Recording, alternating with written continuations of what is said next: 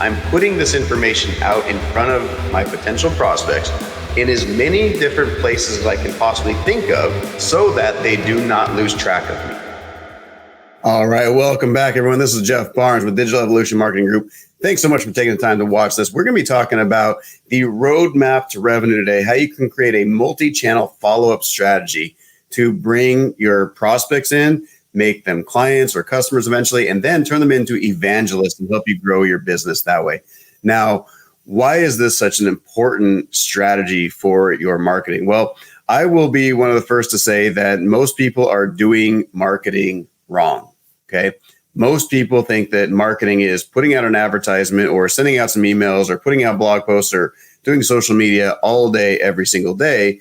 And as a result, getting people to eventually come to your website, going to your homepage, and then figuring out where to go and then buying. And that's just a terrible strategy to have because most people are busy, they're distracted, they have too many other things going on. They don't want to do that. They don't want to do the thinking. Let's be honest. Most people are lazy and they're looking for a way to just find what they need and make a purchase if it's vital to them. But most people are not going to make a purchase of anything if they don't think that there's a perceived need there or a really great value for them for whatever they're paying. And a lot of people look at buying something as buying that painkiller versus buying the vitamin. And what do I mean by that? Well, when you're buying a painkiller, you're buying something that's going to solve your problem right now, right? So when you have a migraine, you have a headache, you are sick, you're throwing up, what do you want? You want to get out of pain immediately. And so, of course, we have painkillers for those. We have medication that we can take and help us overcome some of those challenges. But what if we found out that the reason we have a headache is because we're dehydrated and we spent too much time drinking last night, or we haven't been sleeping enough, or our diet's terrible? Well, is changing any of that stuff going to fix our headache immediately? No. Maybe if it's water, okay, over the course of the next couple hours, you might start to feel a little bit better. But generally speaking, if it's a lifestyle change, it's going to take days, weeks, months, sometimes years for people to finally get out of the state that they're in right now. And as a result, they don't want to buy that thing because they're looking for something to fix their problem today. So how does this relate back to marketing? Well, of course, you want to position your product so it becomes a painkiller so that you can position it and say, hey, you want to buy this thing because it's going to stop the challenge, the problem that you're in right now. But let's be honest, most people even still are not going to buy today. So I have chiropractic clients and I've run a chiropractic and functional medicine practice in the past. And a lot of people that are saying, hey, I need a chiropractor, they're the ones that are hunched over in pain. They can barely get out of bed in the morning. And they're like, I just need something to solve this. And I've been told chiropractic works. So somewhere along the line, they learned about it. Somebody referred them and they came in the door. Those are the people, if they're a new patient, like, I'm just in so much pain, I need you to help me today. And I don't want to go get a cortisone shot or take a whole bunch of medication to get it done. But then there's the people that we really want to keep in the chiropractic office, which are the ones that say, hey, I don't want to experience that pain ever again. So the best person to sell a program like that to is somebody that just experienced what it's like to have that kind of pain and discomfort, right? If somebody is working out and they slip a disc or they get some sort of soft tissue injury and they're like, oh my gosh, I don't want to do surgery. I just want to start feeling better. And the chiropractor, the doctor says, okay, the physical therapist, they're like, hey, this is what you need to do to avoid this type of injury in the future. They're much more likely to follow through on that because they just experienced that pain. And now they know how to avoid that pain in the future. And of course, the sale would be, our protocol will help you avoid this with a 90% success rate, right? Or something along those lines. And so you now sell what would be perceived as a painkiller to a patient, to a client who just experienced that pain and they want to go through and they want to get better. Now, that's the best case scenario, is that somebody comes in with a really high perceived need. They see what your product is. They are solution aware and they're your solution aware. And they say, hey, I want to buy your thing from you today because I know it's going to solve my problem that I have right now. But 97% of the market is not that. 97% of any given market is not the person who is ready to buy right now, which means that we have to have a strategy in place to make sure that even though they're not ready right now, they know about us when the time comes. It's vital that they understand that at some point in the future, they may experience this pain, this issue, And you want to be perceived as the number one option for them when that happens. Well, how do we do that? We do that by creating a multi-channel, multimedia follow-up system. And that might sound difficult for some people, but with technology and the way that we can use digital technology these days, it's not as difficult as you might think. It used to be back in the old mail order catalog days, somebody would get a catalog and then they say, oh yeah, I like this little thing. And they'd fill out the little form in there and they'd send a check in an envelope, send it back, and then they'd get the thing, right? And so the only way you could really do, the only way you could do the multi-step follow-up for somebody who hasn't already opted in and requested information by your little advertisement is to keep putting your ad in front of them every single month that they got that magazine or that catalog or whatever, okay? You could do direct mail where you're sending, you figure out exactly who your list is of people that you want to target and go after, and you'd send a mail piece every single week or every month and just remind them we're here. So eventually, maybe over the course of 12 to 18 touch points, they might say, yep, I'm interested in buy something. Okay, so think about the really, really expensive purchases that are out there. You know, somebody that's buying a Gulfstream jet. The sales cycle is roughly 18 to 24 months on something like that. And if it takes that long to make a buying decision for a jet, then what happens if the salesperson or the marketing person who is following up with that individual stops after 6 months? Because like, oh, this person's not going to buy. If you give up, guess what? They're going to go to somebody else. They're going to go to some other competitor, or they're going to go to another salesperson, even in the organization. They're not going to come back to you because you're no longer top of mind. So that's the key. We need to create our offers in such a way that people see that there is value in this and that they want to buy this, or they're on the edge and like, okay, maybe I want to buy it, but I'm not ready to buy that yet. In which case we go to the next step, which is we need to create a multimedia, multi-channel follow-up system. And what do I mean by that? What is a multimedia approach that mean? Well, media, of course, we all know what media is. You can have video, you can have audio, you have written, you can have online, you can have offline, you can have newsletters, you can have brochures, you can have podcasts or video, any of this stuff. You can have a YouTube channel. You can have anything you want that is being put out there on a regular basis. Okay, so that's the multimedia. Again, it's audio, it's video, it's written. Those are generally the three things, the three ways that we consume information. And now you need a multi-channel approach. Well, a multi-channel approach means I'm putting this information out in front of my potential prospects in as many different places as I can possibly think of and I can get access to so that they do not lose track of me.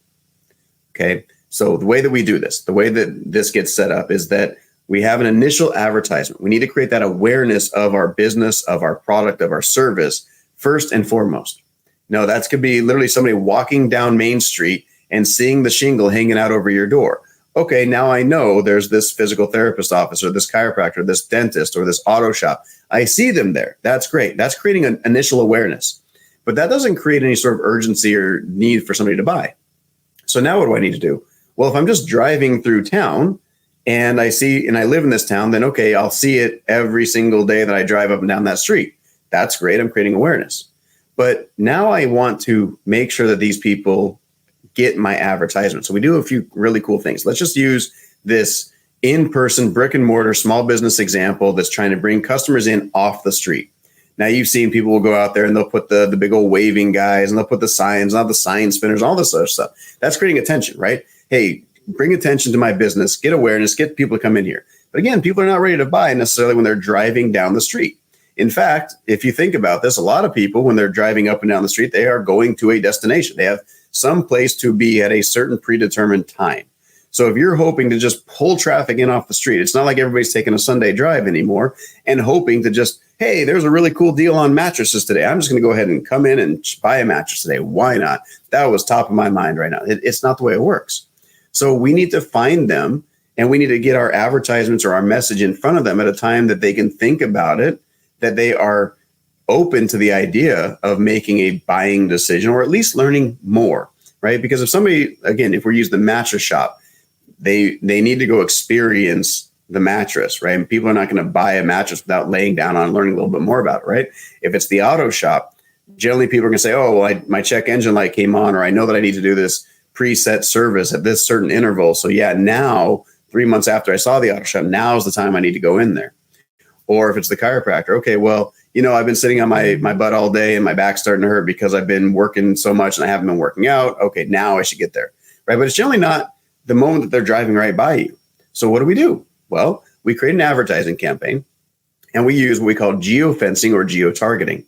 So geofencing and geotargeting allows us to draw a circle around our business and say anybody who is driven within a mile, 2 miles, 5 miles of this radius of our business, I want my ads to be shown to them. Now, you can do this really simply using things like Google Ads. You can do any sort of social media marketing where it allows you to choose the city or the zip code. And now I can say, I want to blast all of my ads out to these people who have been in this area. Okay. And that is basic demographic, geographic targeting. It costs a little bit less than a lot of other medium, but and the same token, it doesn't really get you who you're actually looking for. It just puts your ads out there in front of people who are in the area.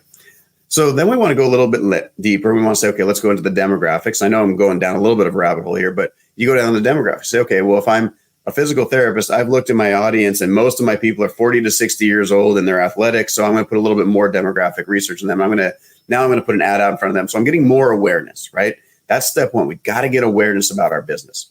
And that's all well and good. But now they are just seeing my ads, but they haven't come in yet. If somebody comes in and they make an appointment, great, you've got them. Wonderful.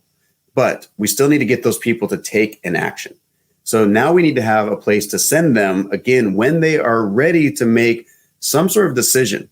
And maybe it's even just a decision to get educated. Okay, so we now create this education-based marketing approach. So we take that geofence, that geo-targeting, we built our ads, we put it all out there. And now let's stick with one example for the rest of this video. Instead of going all over these different small businesses, let's just say a physical therapist office. And a physical therapist office saying, okay, most of the people that come in here, they end up experiencing some sort of low back pain. And as a result, they want to learn how to strengthen their core, strengthen their back so they don't have these issues in the future. Great. We're going to create what we call a lead magnet. And now we have this lead magnet out there. And a lead magnet is a PDF, a video, anything that allows somebody to download or look at information in exchange for their contact information, because you need to build your list. All right, this is vital. This is a really big piece of what we're talking about. You build your in-house list, your list of potential customers, prospects, clients, and so on. And as you're building this list, you're putting these names, hopefully not onto a bunch of sticky notes all over the place. Hopefully you're putting them not even into an Excel or a Google Sheet. You're putting them into a CRM, a customer relationship management tool. And as a result, you are building your list and you're segmenting these people based off what they ask for. We'll talk about segmenting at another time. But now I have a list and they've downloaded this thing. They say, okay, I got this PDF for how to overcome back pain at home in 30 minutes a day, something like that. And now they download it and they read it and great. Okay, now I've got their information. So I've created the awareness and now I've done a lead capture device, a landing page, a lead magnet, things like that. Now I have their contact information. Wonderful, but they haven't paid you any money yet. Okay, we call this lead generation 101. We need to create, we call it the bait. Yeah, what is the bait that's going to attract the right fish or the right person that we want to come in? Okay, so we have to put the right bait out there for the right fish, the right target. We've done that with our lead capture mechanism. Now we have them in our CRM.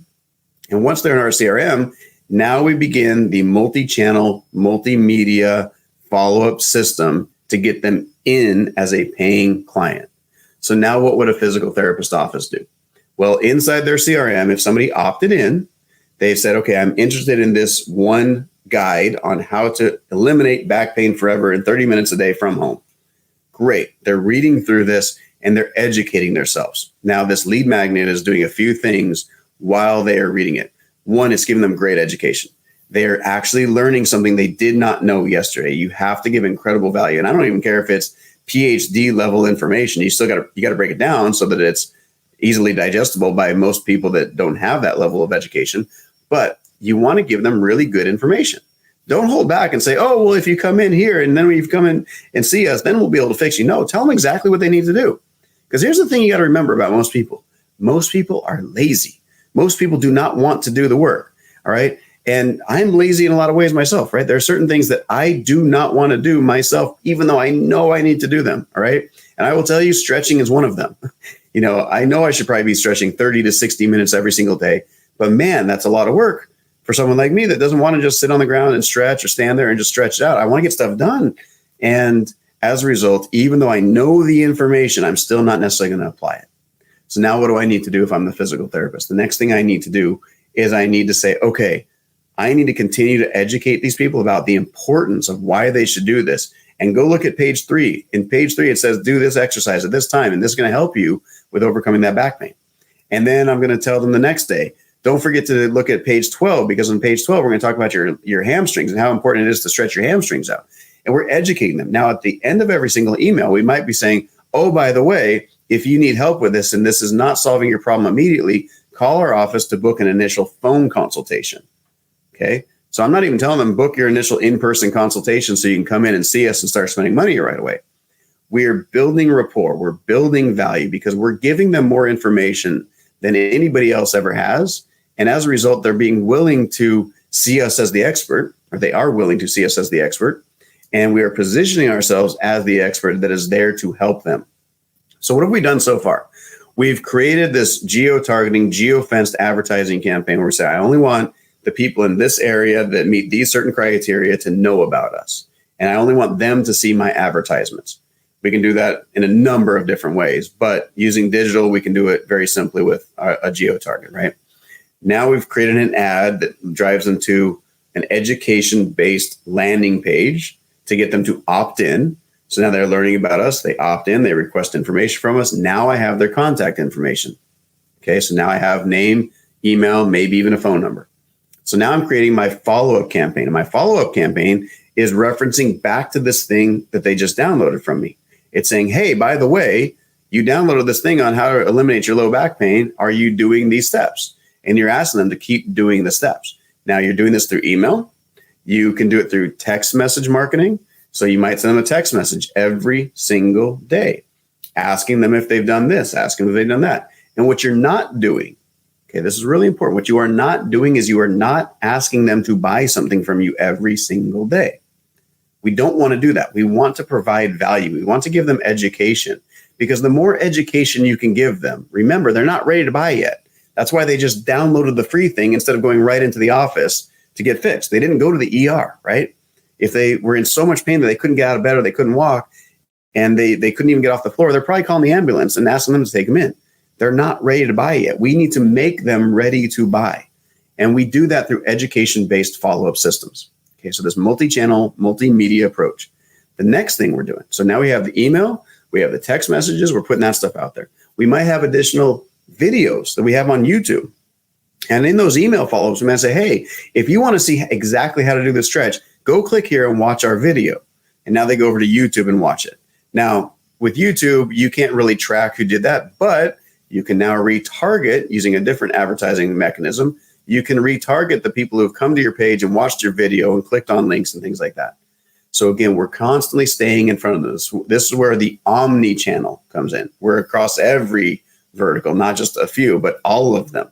I want you to be seen everywhere as that potential source of truth, that expert in your space, and the person who knows exactly what it is that they need to do or buy or learn or whatever to solve their problem.